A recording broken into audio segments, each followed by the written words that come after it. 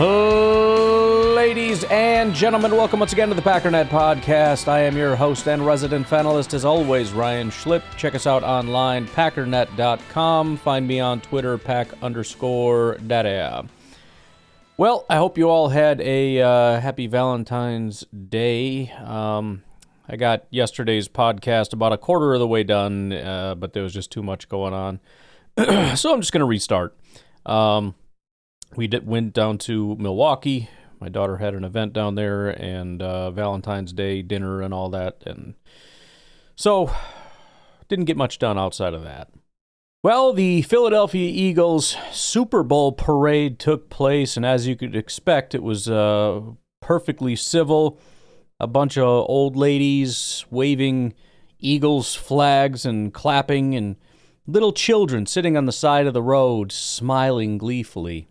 Sitting politely, obviously, on their grandmother's lap. Also, there was a shooting over a dispute over porta potty lines, which resulted in two women, a 20-year-old and a 27-year-old, being shot in the legs. So, shout out to Brandon Ramos for shooting people because the lines to the porta potty were long. Otherwise, beautiful, sunshiny day, about 75 degrees, sunny. You can hear the birds chirping. Somebody threw a beer can at the general manager's head and cut his head open. But otherwise, beautiful, peaceful, tranquil, almost a little too sterile. You know what I mean? Like the husband and wife with the one boy, one girl, and the white picket fence. Like that image, basically exactly what you would have seen if you went to the Super Bowl parade. Minus all the criminality and violence and shootings and whatnot. I'm happy for the team. The fan base deserves nothing. Anyways, some other NFL stuff. Apparently, get out of here. NFL head coaches will be required to do live in-game interviews this upcoming season. So, Sunday Ticket, during their trial, they had a transcript, 2,506 pages. Pro Football Talk went through all the pages, apparently, and found that coaches will be required to give interviews during the game, which had not been the case in years past. Previously, coaches would choose to speak to sideline reporters going into the locker room at halftime or coming out at the break, but it was never a requirement. Quote, "This year, we have a new policy going into effect where all the clubs are going to have to make the head coach available live for an interview during the game. Each team has to provide a head coach, one in the first half, one in the second half, and that's for all teams, and it's available for all TV partners." Yancey claims it's good for the broadcast, it's good for the fans. Fans want to be closer to the game. They want to get to know the players and coaches. It's very important that they kind of have a relationship that they want to hear. It's really good sound. If you're a football fan or even if you're a casual fan, it's great to hear from the coaches. There's a lot of emotion. You know what I want from my head coach? I want him to get into the locker room as soon as possible and make whatever kind of adjustments or speeches or whatever else he needs to do. I don't need him on the sideline giving me some coach speak bull crap. Well, yeah, I'm really happy about the good things and I'm really upset about the bad things. So, we got to clean it up. We got to clean up the bad stuff. Saw a lot of good stuff in the beginning, though, and then in the first half, really doing some good stuff with the good stuff, and I'm happy about the good stuff. But we just got to fix the bad stuff, and we're gonna work on fixing the bad stuff. Yeah, dude, I know. Get in the locker room. So stupid. Does anybody actually find value in that? I mean, I'm all for behind the scenes. Like, there's some cool stuff that goes on. I know there was a talk from, I think, one of the UFL people was like, you guys should do the referee thing where they can hear the referees deliberate. I'd be all for that. I think that makes for great television. I think it'd be good to be able to hear things. Also, rather than us just sitting around, hopefully you can't hear the vacuum, other than us just sitting around waiting for 25 minutes going, what the heck are they doing? Let's find out what they're doing. Now, you might not want to do that because it's probably not going to help with us,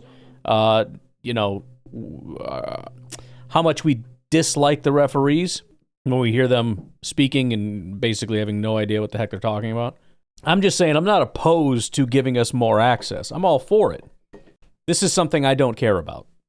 I don't want my coach interrupted while he's coaching. Some other changes to the NFL. Some of this is already known, but let's just go through it. It's what we know so far. The league is going to expand its international presence significantly. So far, the confirmed games, we have the Steelers in Dublin. We have the Colts in Berlin. We have the Dolphins in Madrid. There will be a second, at least there's believed to be a second consecutive game in Sao Paulo, Brazil. And the Rams will be playing in Melbourne in 2026. They're also planning another Mexico City game, pending stadium issues, which is hilarious considering we're going to rush into Sao Paulo, but we're going to talk about stadium issues in Mexico City. Okay, fine. Broadcast changes are also coming, with all games now being free agents, meaning the visiting team no longer determines the network.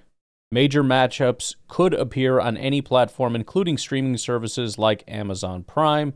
It's not surprising that they're doing that. First of all, a lot of complaints about why is this game on this, that, or the other. Also, with all these different networks fighting over things, they want to make sure that they have as much flexibility so they can make as much money as is humanly possible. Schedule adjustments are now going to be more flexible. Teams potentially playing 3 games in 11 days, Monday, Sunday, Thursday sequence. The league also plans to make permanent the concept of flexing games into the Thursday night football window. Christmas Day games will expand from 2 to 3 games in 2025, matching the Thanksgiving Day schedule. These games were streamed on Netflix last season, which proved highly successful. NFL Draft, obviously Green Bay this year. It's going to be followed by Pittsburgh next year. New kickoff format is likely to become permanent, although there's probably going to be some tweaks, such as moving the touchback from the 30-yard line to the 35-yard line. I had mentioned before that once they realize that you can pretty much return it to the 30 anyways, they're just going to go ahead and kick it out of the end zone.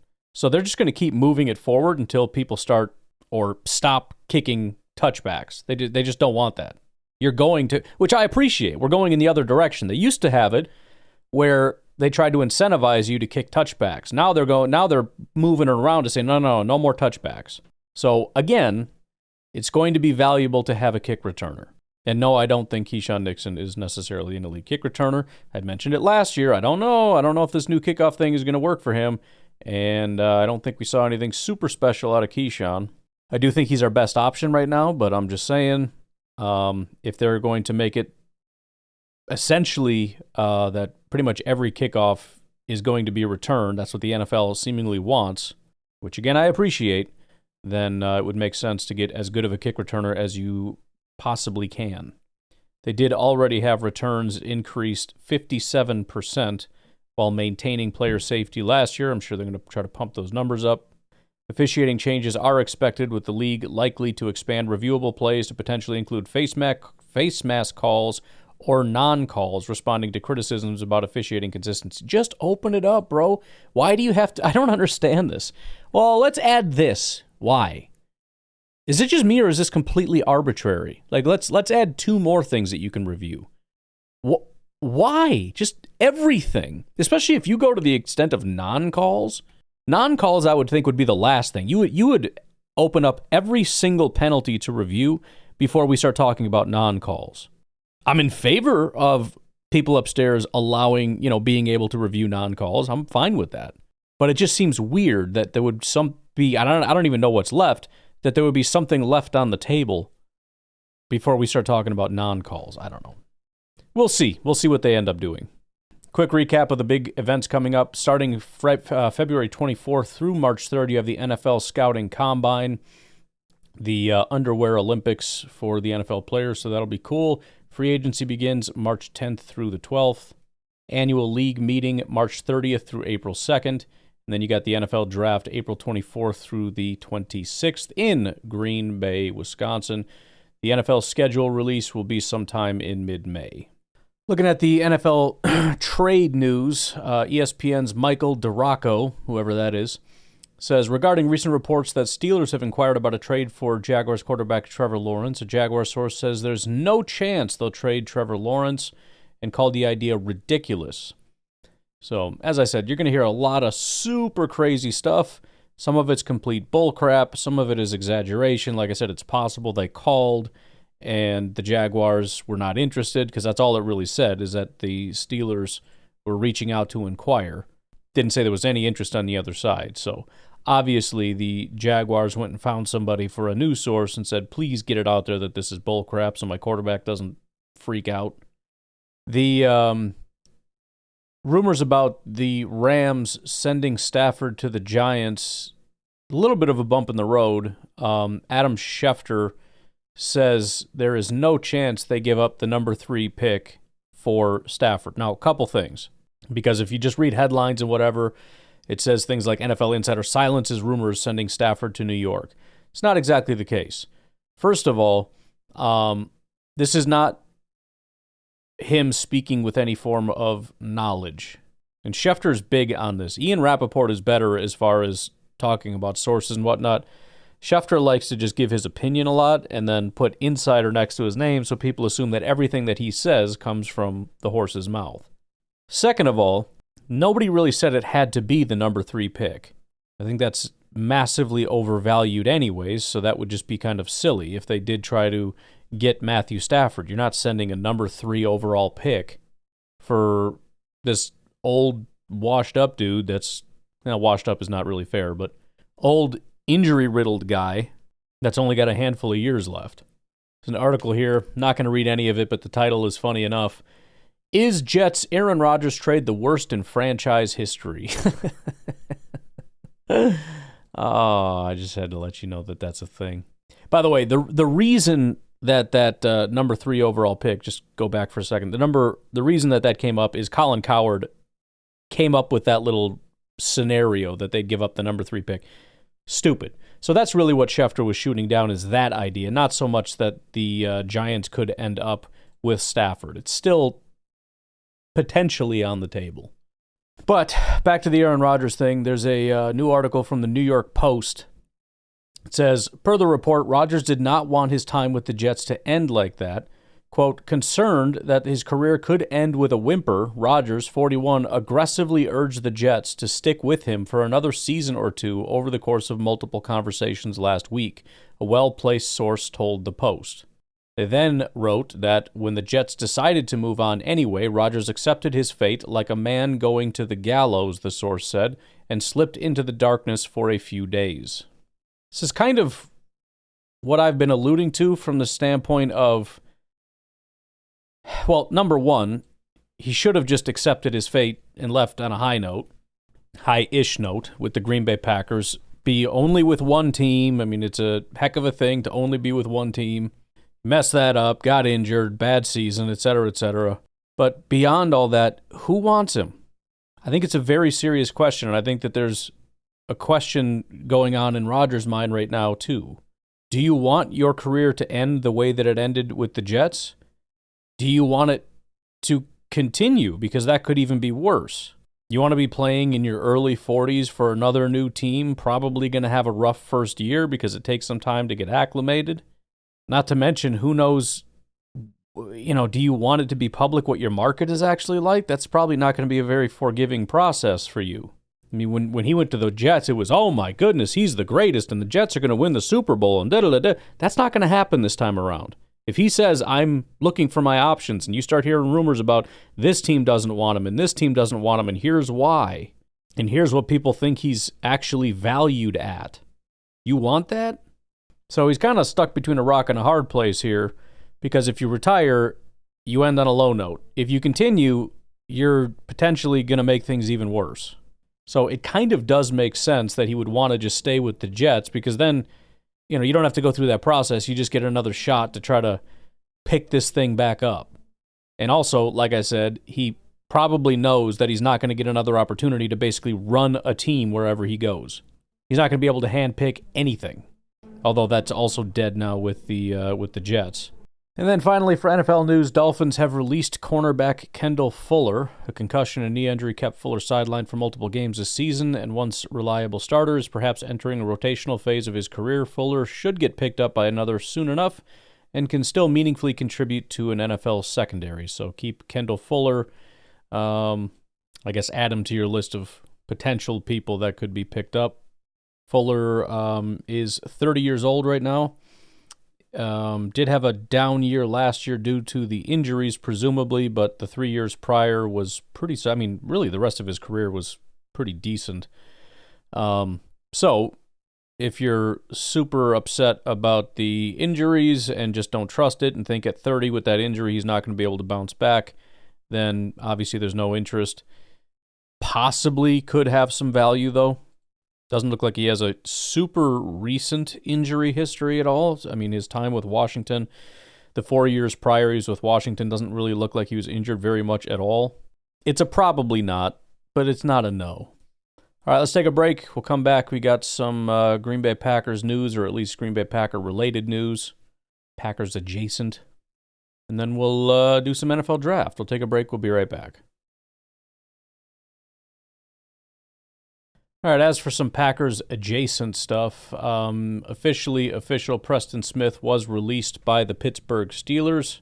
Hindsight, that was absolutely the right thing to do. Beyond that, the Vikings and Aaron Jones agreed to move the void date on his contract to the day before free agency, reports ESPN's Field Yates. Jones' contract was set to void this upcoming Monday, but both sides have agreed to allow more time to reach a new deal. Without his contract tweak, Jones' $3.2 million in dead money would have hit Minnesota's 2025 in full on Monday. Vikings head coach Kevin O'Connell said last week that he hopes to get Jones back for the next season. 30-year-old running back had career-high 255 rushing attempts. I love how the high is in attempts. Like that's some kind of a milestone. You just made him work more. That's all. It's the only thing that was better. It's unclear what kind of contract Jones is looking for at this point in his career and how likely the Vikings might be to meet his demands. No, I don't think if it doesn't work out, we should bring Aaron Jones back. I just don't. John Eric Sullivan, Packers Vice President of Player Personnel, has now done another interview, this time with the Jacksonville Jaguars to be their general manager. That interview has concluded. No news so far as to whether or not he's going to get that job. He's doing the rounds. I thought maybe we had cleared this hurdle, but he's continuing to get more and more interviews, so we'll see. It feels like it's just a matter of time, but we'll see how she goes. In addition, now officially official, the Packers are hiring Luke Getsy as senior offensive assistant.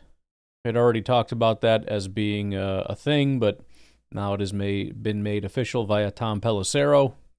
In other news, T.J. Lang, former Green Bay Packers offensive lineman, decided to take a shot at Jair Alexander, replying to at Ted_Thompson GM, who said, cover corners to keep up with Vikes Lions. Everyone else is pretty capable, blah, blah, blah. He says, definitely need at least one reliable cornerback that won't take himself out of games. Edge is also a big need. So, from T.J. Lang's perspective, Jair Alexander is more so removing himself maybe when it's not necessary. At least that's how it's coming across, that despite the fact that he is injured, he's just coming off the field and basically saying, I'm not going back out there. Now, I don't really know the context. I don't really understand exactly what I don't know what the reality is, and it doesn't matter. But my general thought is if TJ Lang has this feeling that he's quitting on his team, I have to assume he's not the only one. And it kind of fits the narrative around everything else that's going on. With certain players saying, you know, there's a certain way we do things around here, and if you're not going to be a part of that, then you don't get to be here. With Jair basically saying, I'm not talking to the media, I got nothing good to say, don't know if I'm going to be here next year, all that stuff. You know, I'm just saying it all kind of completes a picture. And then finally, for Packers news, this is a cool little clip here. Kevin Clark talked to Will Anderson Jr. about the best offensive lineman he faced in his, I guess, rookie year. I think rookie year. It was his second year. I don't know. It doesn't matter. Probably, what's the dude from number 50? Tom from Green Bay. Oh, Zach Tom. Zach Tom. Yeah, he's legit. What did he do to you? He's like a quick setter. He punches really quick, and he has a really good step off the ball, like kick off the ball. He's good. He's more on the leaner side. Yeah. Quick feet, explosive hands, can get back really well. I would say he's up there. Besides LT, of going against LT every day, like, he's one of the guys. But all right, why don't we take a break? We'll come back and do a little bit of NFL draft. We'll take a look at some of these wide receivers. We'll take a break. We'll be right back. All right, so the wide receivers that we're going to be looking at here. Actually, you know what? We're going to expand this. Oh, man, we could expand this a lot, couldn't we? We're not going to, though. We're just going to expand it a little bit. The official 4 wide receivers that we had on the list. If you're new to what the heck we're talking about here, I had laid out basically picks or players on the consensus big board from 15 to 50 that I thought were reasonable that the Packers would pick in the first round. Outside of those ranges felt a little unlikely. And then we kind of got rid of a couple positions that didn't seem to fit, although most of them did. I am going to add some more, though. So the official 4, Luther Burden, who is at 17 overall, a little bit early, also don't care, we'll get to that. Emeka Ibuka from Ohio State, kind of iffy for me. He's right at 24, so that's right in our range. Only issue being he's kind of seen as a slot guy, which is fine for a lot of teams. There's a lot of premier guys that are primarily from the slot, but I don't think the Packers are going to go that route with Jayden Reed being on the team. Whether or not you like Jayden Reed is kind of beside the point. Matthew Golden from Texas at 29. Trey Harris out of Ole Miss at 45. Now, there's a couple other guys that I think I'm going to add on here. One, because it's not going to take very long. We've already talked about him. And now that I see how close he is in range, we're adding him. And that is my dude, Alec Ayomanor.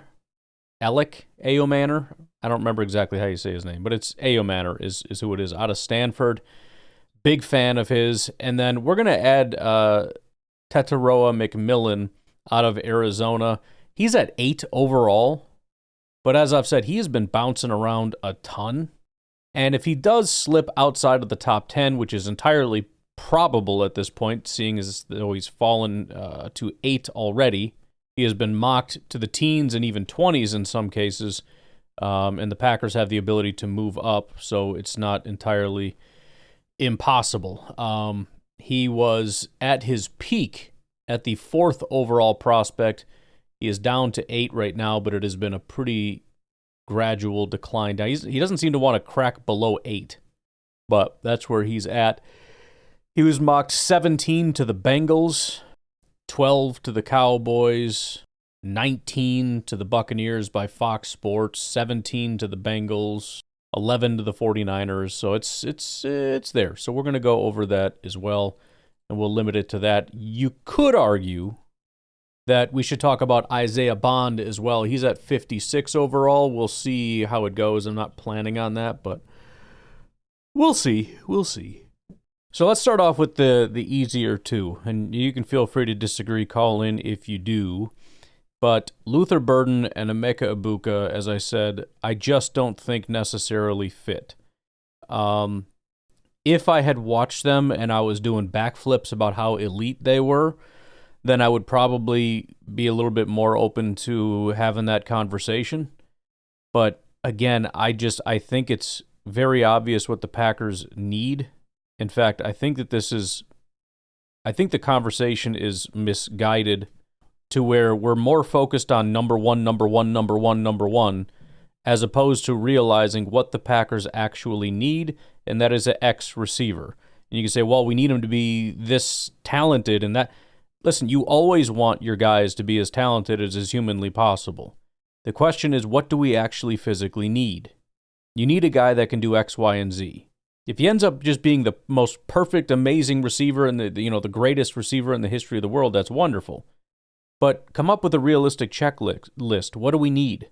He needs to be able to win off the line in press coverage. He needs to be able to beat man coverage. He needs to be a good route runner with good hands that can actually catch passes, even if they're not perfectly placed. There needs to be an acceptable range and not just, I don't know, get me any random elite receiver that you can find. I don't really care what it is he's elite at. Just make him elite at something, and then he's elite, and it doesn't really matter. When I watch Luther Burden and see Jayden Reed and realize that the Packers are not moving on from Jayden Reed this year, and that he is going to be our slot receiver, whether certain people might like it or not, I just don't think the Packers are going to use premium draft capital. This isn't to say that there won't be a 3rd round, 4th round, 5th round, 6th round, 7th round undrafted free agent that comes in that is a slot, because depth is not a problem. You're not going to use a 1st round pick on this guy, though. And so the only genuinely interesting question when it comes to Emeka Ibuka and Luther Burden is this sort of a Jair Alexander situation where he was seen as just a slot and the Packers go, no, this guy's way better and we can put him wherever we want. We can put him in the slot, we can put him out wide, and he'll be perfectly fine. I think Burden is the guy that's seen as maybe, if anything, more than, but he's kind of a slot/Z receiver, not the X receiver that we want primarily for him to be. As for the other guys, Matthew Golden is somewhat interesting. I started watching Matthew Golden, wide receiver out of Texas, and at first I just about fell asleep. I didn't get it. I didn't understand. There was really nothing interesting about him. He doesn't, and this is my biggest issue, he doesn't really have the ability to run away from people. He just doesn't. Now, I'm sure you go watch his highlight reel, you'll see him streaking down the field and getting this big, deep pass. Yes, great, wonderful. It's possible for anybody and everybody to get behind the defense once in a while, depending on the situation. A lot of times, that would be in zone defense catching a safety flat-footed or something. I saw that too. The point is, you get mano-a-mano with a corner in man coverage, he flips his hips and runs with you. Do you separate? And the answer to that question for Matthew Golden, as far as I can see, is no. With that said, I started to see the vision a little bit as time went on. Matthew Golden's not the biggest receiver in the world. He's 6'1", which is partially where the question marks come in about him as a genuine X receiver, as opposed to maybe being the Z receiver on the other side. I don't know that he beats guys off a press. His release is not the greatest in the world. From what I've seen, it's not like the Devontae thing where he's within 1 second off the line, he's already got the guy's ankles broken. I didn't get to see him a ton as far as his physicality, getting people off of him on the line. The things I did start to like about him, though, were his route running, which is different than his release off the line, and his hands. There were some drops in there, but overall, it was one of those things where when the ball was in the air, you just trusted he was going to catch it. And beyond that, one of the things I really like about a receiver is he's very, very natural. I love watching a guy that makes it look like football's easy. Now, I will say, I think Golden is more smooth than sharp, if that makes any sense. Another way to look at it is any routes that are, let's say, greater than 90 degrees, and by greater, I mean more of a straight line, less of an angle than 90 degrees, he's really, really good. Because, again, he's smooth. He can, slightly alter his angles in a very, trying to think of a different word than smooth, but I can't, smooth way. It doesn't take him much effort, and he doesn't really have to slow down. Now, hooks and curls and ins and outs and all that, it's maybe, he's fine. It's not a problem. It's not a 10 out of 10. But I do like him. I do like Matthew Golden. I do think it's a possibility. I'm a little leery considering some of the other options and possibly better fits that are available. Especially, I think Matthew Golden would be one of those if you get him in the second or third round. Not saying that that's his value, but maybe more so his value for us. It would be a lot more like a slam dunk.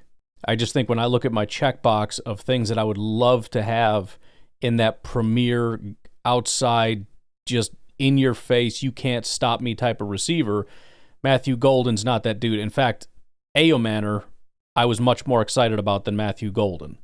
So Burden and Ibuka, I just have in the no category. Not for everybody, not necessarily I don't like him as a receiver, just I don't see it as a first-round fit for the Green Bay Packers, so I'm not going to invest a lot of time in it. If somebody changes my mind, I can go back and re-look at it, but I think I'm just going to ignore it. Matthew Golden is I don't think it's going to be the best option when the turn comes around, but I don't necessarily massively dislike the guy. That leaves us with three, and these three guys are more of the prototypical, they've got the bigger size where they're going to be a little bit stronger, a little bit more physical. Manor, 6'2", 210 pounds. Trey Harris, 6'2", 205. And then, depending on how things go, Teteroa McMillan, 6'4", 210 pounds. Why don't we start with my boy Manor since he's a little bit further down the list. So here's how I would characterize sort of the three guys. A.O. Manor to me, because they're all similar. They're similar weights, all of them relatively tall, between 6'2", 6'4".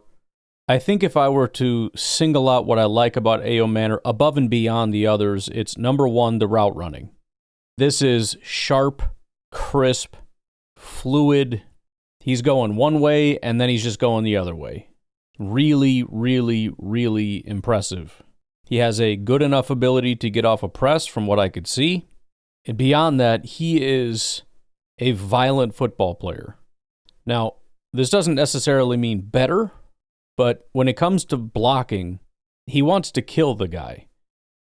I mean, he literally will run as fast as he possibly can to go engage with somebody and try to rip their head off and drive them straight out of bounds. Now, again, that doesn't mean he's the best blocker, but he's more than willing. Trey Harris out of Ole Miss is really exciting. And I feel like every year I have like a school that every time I look at a player, I'm like, I really like this guy. Ole Miss is going to be this year. Last year was Kentucky. 2 years ago, I think, was Texas.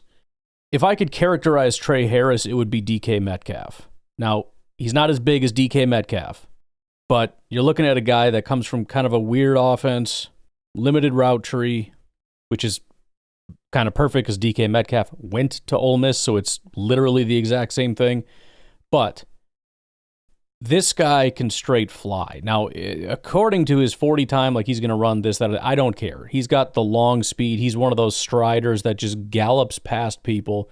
The speed looks so effortless. He's just gliding around the football field.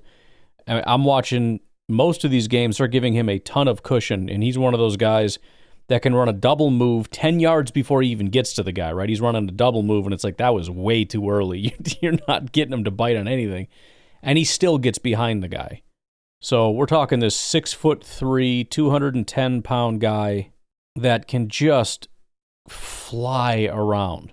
He is a really exciting prospect to me. It's just a giant question mark in terms of, can he develop into a very well-rounded guy that can do everything? Which is funny because the other guy out of Ole Miss this is the guy I'm the most excited about, but I could see why this could be a massive failure. Which, again, is exactly what I said about DK Metcalf. Like, really exciting, and I get it. But also, I don't know if he can be that dude or not. Now, again, remember, DK Metcalf is taller by like an inch and, I think, 25 pounds heavier. But still, in my mind, similar. Is he going to run a 4.33? No, he's not. But again, he's going to run something in the 40. It's going to be slow, and I'm just going to roll my eyes and go, I don't care. He's fast. With Tetairoa McMillan, he is more of the checks all the boxes guy. I love his release off the line. Above and beyond the other guys, his ability to just be open and untouched. He uses that little hop move to get around the punch and just get going. Very fluid, very smooth. I don't get the sense that he's as fast as Trey Harris, but I don't know. I don't see the sharp route running that I see from A.O. Manor, but I just see more of a steady, like, okay, this is a wide receiver one. This is the guy that can get open, be reliable for his team, for his quarterback. 6'4", huge frame, long arms, basically a tight end. You throw it up for him, he jumps up, and he's getting these 50-50 balls. Very smooth football player. Maybe another way to put it is probably the safest. If you had to put money on who's going to break out, you could certainly put your money on any of these guys. Trey Harris, I think, could make plenty of sense. McMillan probably has the highest floor of the group. He looks like a lot of the number one guys. If we look at the hands, A.O. Manor is just slightly worse than the other two. McMillan, 7.7% drop rate. A.O. Manor is at... where are we at here? 8.7. And then Trey Harris is at 7.7. So Harris and McMillan, 7.7%. A.O. Manor, 8.7. Very comparable. When you look at 50-50 balls, Trey Harris was 61.5%. Manor, 48%. McMillan, 60%. And then looking at the injury situation, Trey Harris did have a groin injury in 2024, sustained it on October 12th during a game against LSU, which led him to miss 3 subsequent games. Upon returning to play against Florida November 23rd, Harris re-injured his groin during the second quarter, leading to the exit from the game. So not super worried about a groin injury. The only other thing to keep in mind is Trey Harris is the elder statesman of the group. He's going on 23 years old. Ibuka is 22 years old. The rest of them are 21 as of right now. Burden, Matthew Golden, Alec Ayomanor, and Tetaroa McMillan, all 21 years old. I believe. Some of them are a little bit less known. Plus, you got like McMillan is 21.8, basically 22, but still. Those would be the biggest downsides for Harris, are the injury and the age, but lots of upside, lots of pretty high ceiling. All right, let's leave it at that. I will talk to you all tomorrow. Have a good one. Bye-bye.